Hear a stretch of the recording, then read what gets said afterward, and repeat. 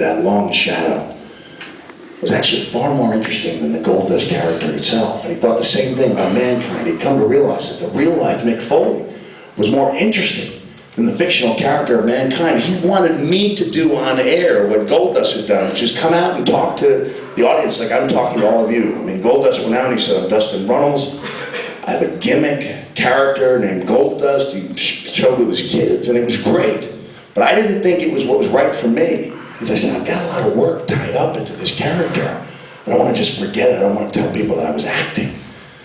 So we really want people to hear the real you. And I said, what if I give absolute 100% honest answers, but I do them in character? And that night, for 45 minutes without a script, I sat in the offices in Stamford, Connecticut, in the TV studio, and did an interview with Jim Ross.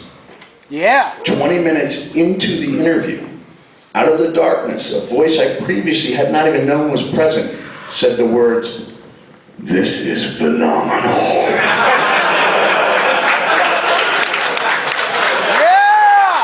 And in that moment, I became a made man in WWE. Yeah! And if I may, given that he is here with his wife, I want to take you back and give you a little taste of 1997 Mankind and the interview segment that Mr. McMahon himself deemed phenomenal. Like I said, there was no scripting at all. We could not do this in the present day environment. Could not do it. It wasn't like I went up to Jim and said, how about if I add MY and call you Jimmy? Like, it's just, we went out there, you know? In retrospect, I should have chosen different clothes. The sweatpants with cowboy boots was probably not my best look. But everything else about it was right on, you know? And I remember saying, like, I was telling a real life story about being taunted by kids in the playground. And I said, Jimmy, they were throwing worms at me. Little wriggly worms. They were taunting me, Jimmy. So you know what I did? I took one of those little wriggly worms and I sucked it down. Do you think I got a lot of dates after that? Do you think there were girls who wanted to kiss a boy who had worms on his breath? And then out of nowhere I said, I was a good kisser!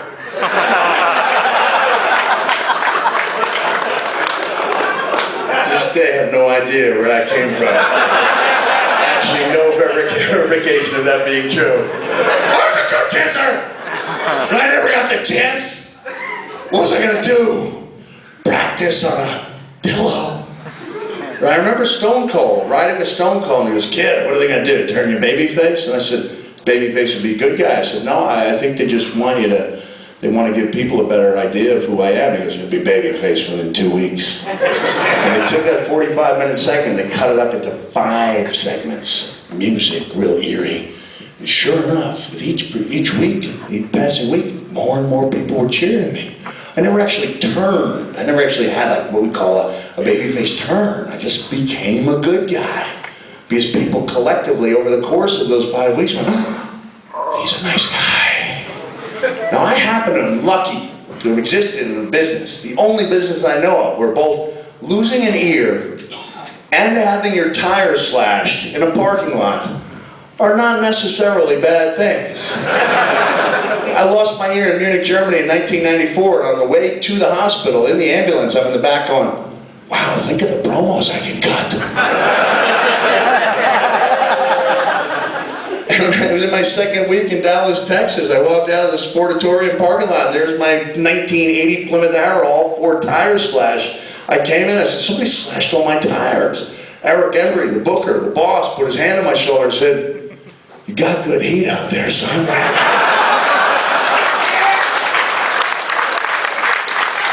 I was proud of that fact. Not as proud of the fact that Terry Funk is the proudest moment that somebody stabbed him in Corpus Christi. Consider that the greatest honor anyone could bestow on him. They believed in my character to the point they were willing to kill me over it.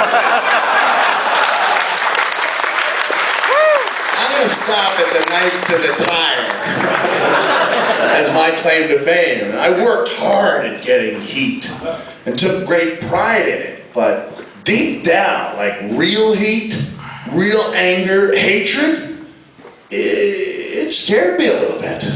I remember when I was a good guy, in WCW, and there was just kind of like this glass, you know, ceiling you couldn't crash through, and so my character was pretty good. I've never really gotten that shot I thought I deserved, and so I would gauge how well my career was going, but how often I was recognized at the Waffle House. I went 2 house appearances in a row without any recognition. I knew things were not looking good. And one night I'm in the North Georgia mountains, and I sit down after the matches in Gainesville, Georgia, and I'm eating my meal, and this old timer walks up to me and he goes, "The next time you see Vader, I want you to kill him."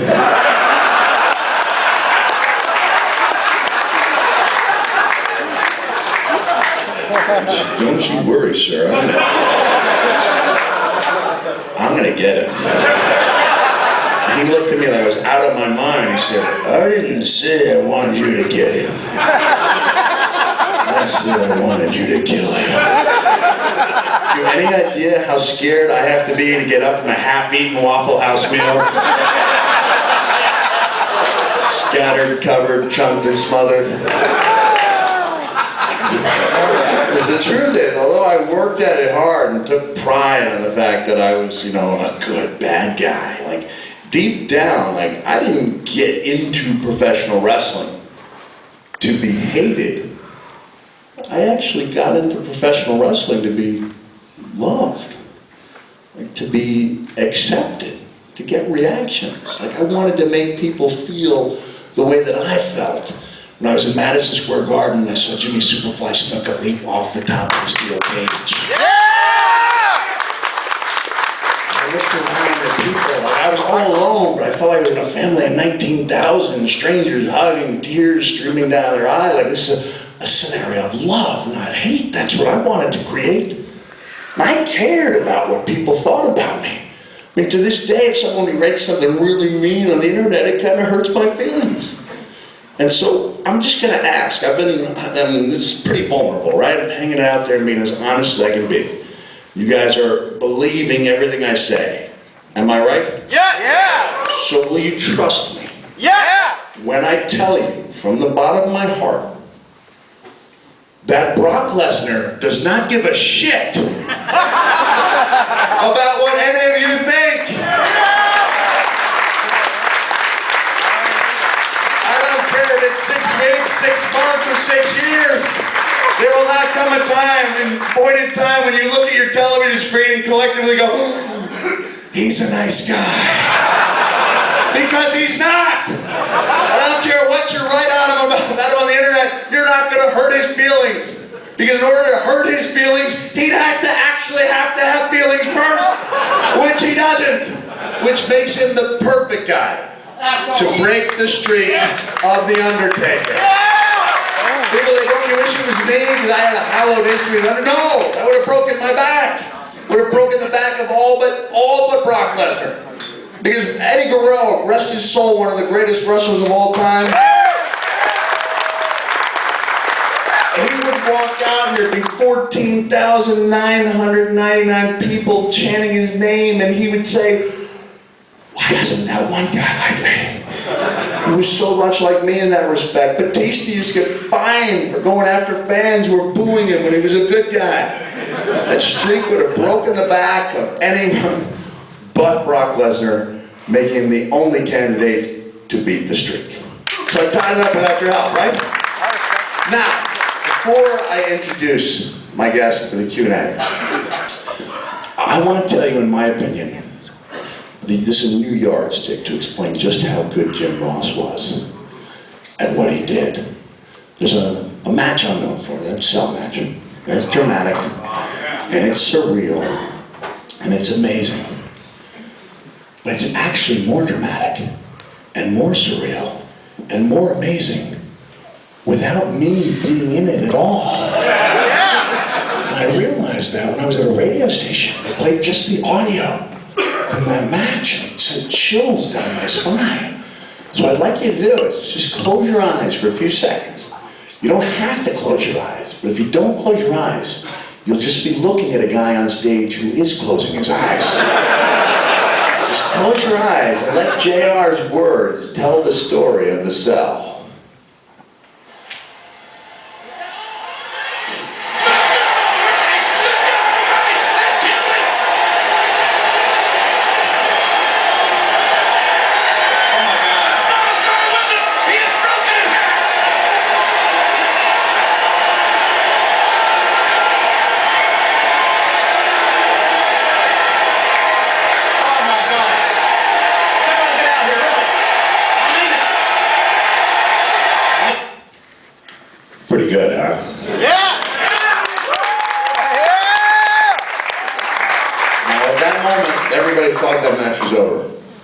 nobody would have thought less of me if it had been.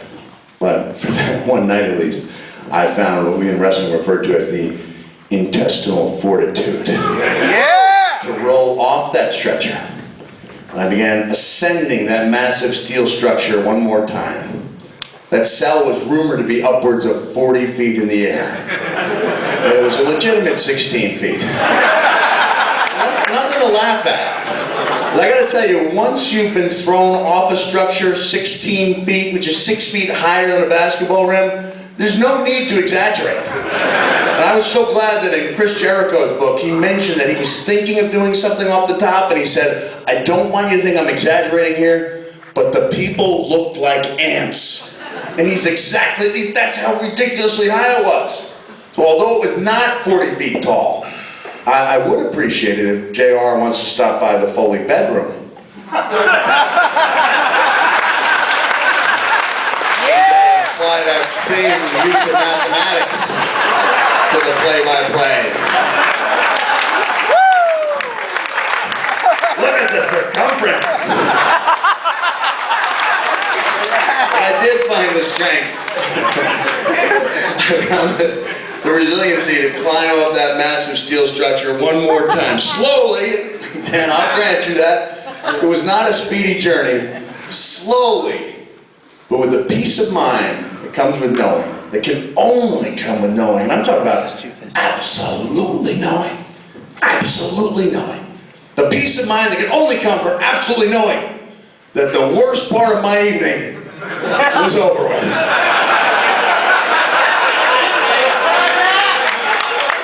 That was my bad. I don't know how this is going to work out. I've never done this before with the audio, but let's just close our eyes and see if JR can't take...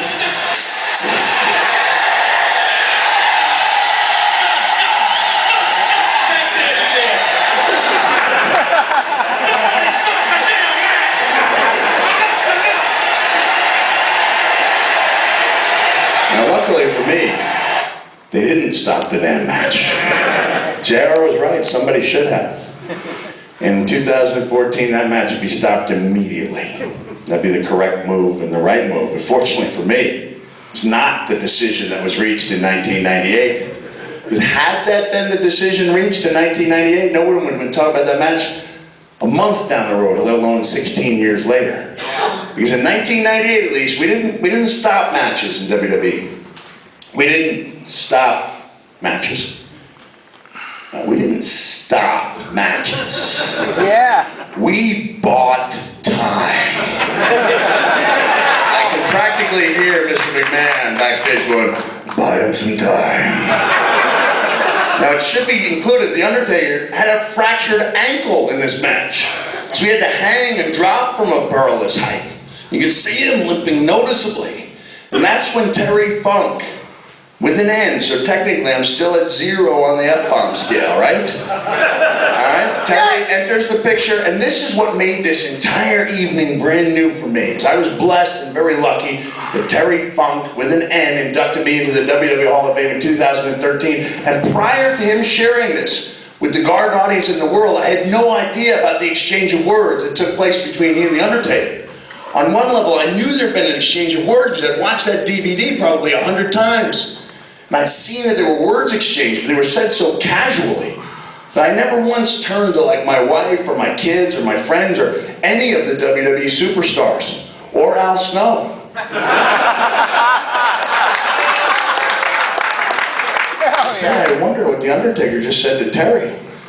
But when I heard those words, it sent a chill right down my spine. I was standing 6 feet behind Terry, behind that curtain. It's the first time I heard it. Sent a chill down my spine. He said, The Undertaker walked by, turned his head and said, see if he's alive.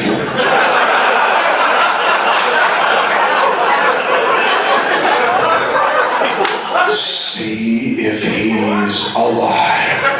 And there I am, backstage 6 feet away, and I'm thinking, all this time I had no idea there was some doubt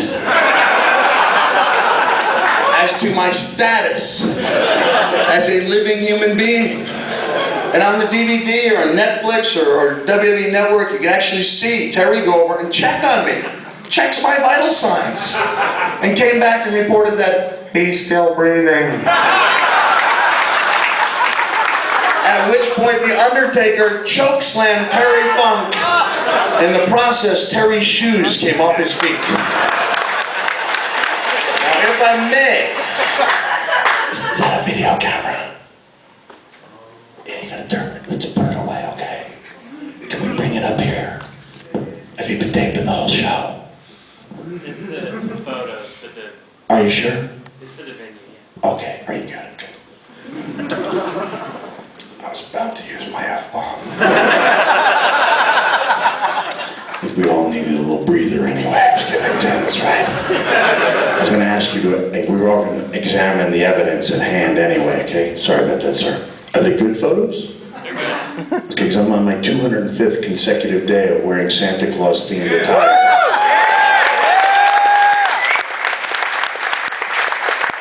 For reasons we don't really have time to get into. But the evidence at hand is this, that a human being, a first human being, with a fractured ankle, has dropped several feet into the ring in order to chokeslam a second human being out of his shoes in the hopes that a third human being, previously assumed to be deceased,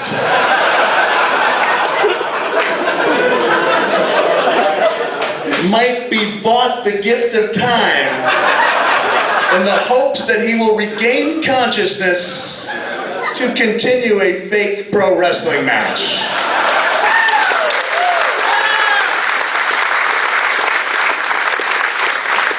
By my own count, I was out for 92 seconds. And after 92 seconds, I rolled very slowly over to my stomach. Very slowly. After rolling very slowly over to my stomach, my next bodily move was a bob of my head. And the reason I bobbed my head is because my first conscious thought was, where'd those shoes come from?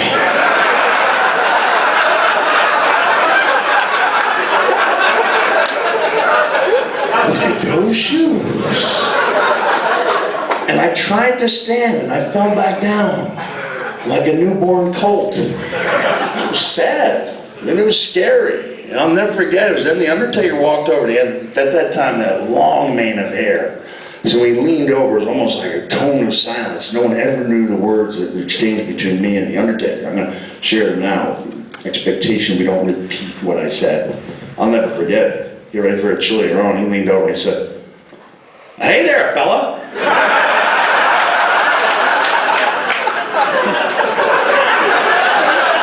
"You okay there, pal?" I said, "Uh-huh." He said, "Cut the malarkey." And he said, "You mind if I ask you a question? Did it hurt?" That's not what he sounds like. Don't worry. It's not what the Undertaker sounds like. Besides, the real words are far more ominous. There are only two of them. And these I never will forget. He just said, "Go home." Which in wrestle speak means this match is over. For those of you not familiar with the Undertaker's reputation inside the ring or in the dressing room, as a general rule, when he gives an order, it's not open to negotiation. But on that one night, I was able to convince him that I was fine. Just fine. And we were able to work our way and walk our way into the pages of wrestling history. I mean, it wasn't pretty. He was able to buy me some time. Like, I knocked him off the top rope, and I collapsed against his bottom turnbuckle. And I began assessing my physical situation. Unbeknownst to me, there had been a chair up on top of that cell. It followed me down every foot of my journey, smashed into my mouth, doing considerable damage to my already considerably damaged dental work, causing one of my front teeth to become dislodged, and it ended up somewhere odd. Where did it end up? My nose. Were our non-fans, anyone here willing to admit is kind of better than you thought it was going to be, right? Do you know how lucky I am to have not known the location of my front tooth? Had I known that I had a front tooth lodged in my nose, I would have been so embarrassed. Got a certain sense of style.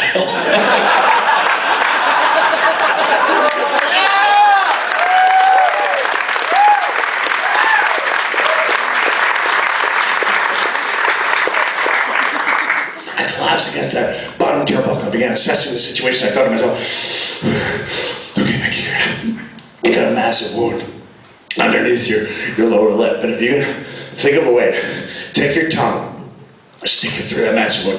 Take your tongue and stick it through that massive wound. Take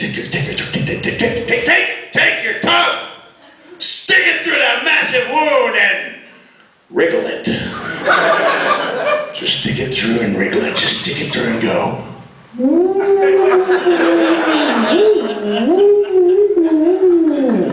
If you can take your tongue, stick it through that massive wound and wriggle it. Wriggle it.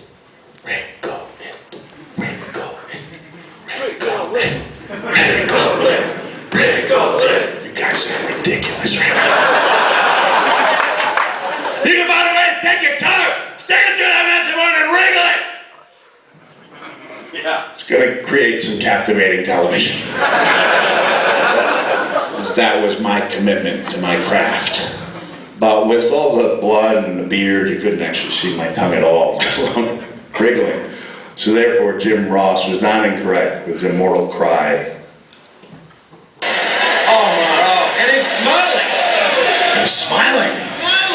I wasn't smiling. But in fairness to JR, I can see how that mistake could have made it. This is kind of what I look like. I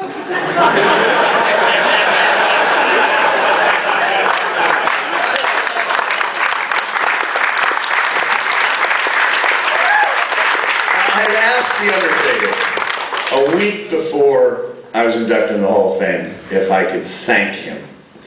Not for throwing me off the cell in 1998, but for putting me on the WWE map in 1996 with our matches in the US and around the world, because I'm sure that had it not been for those matches in 1996, I would not have been standing on that stage at Madison Square Garden in 2013, let alone stand on this stage here, right here in Oklahoma City, Oklahoma.